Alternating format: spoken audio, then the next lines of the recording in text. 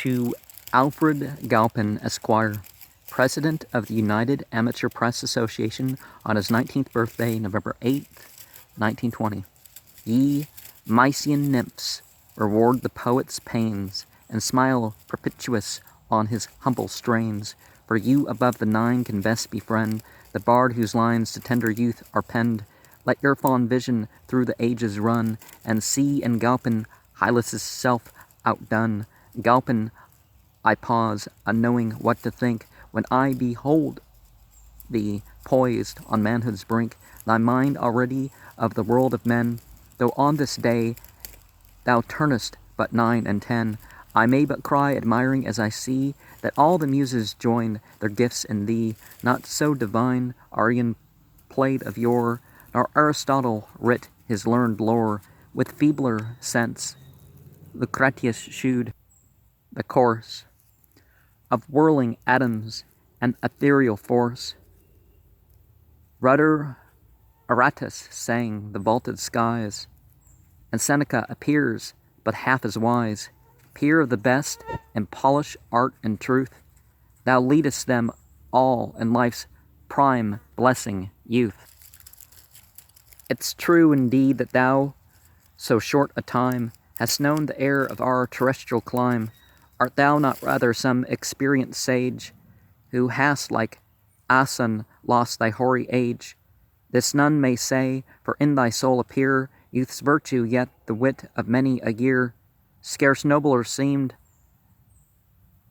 Latmian's swain, whose grace could raise a glow on Dion's placid face. Love seeing there from Ganymede would turn, and Cyprus' queen her loved Adonis spurn.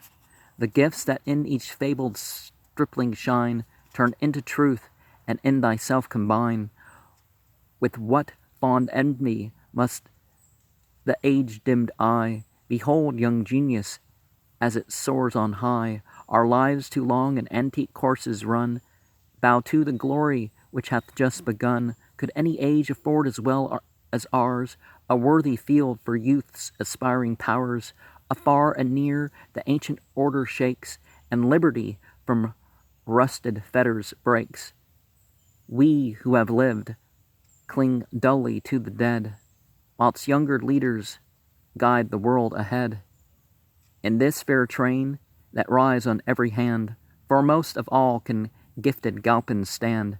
Young as the youngest, brilliant as the best, thy lightning brain was made to lead the rest.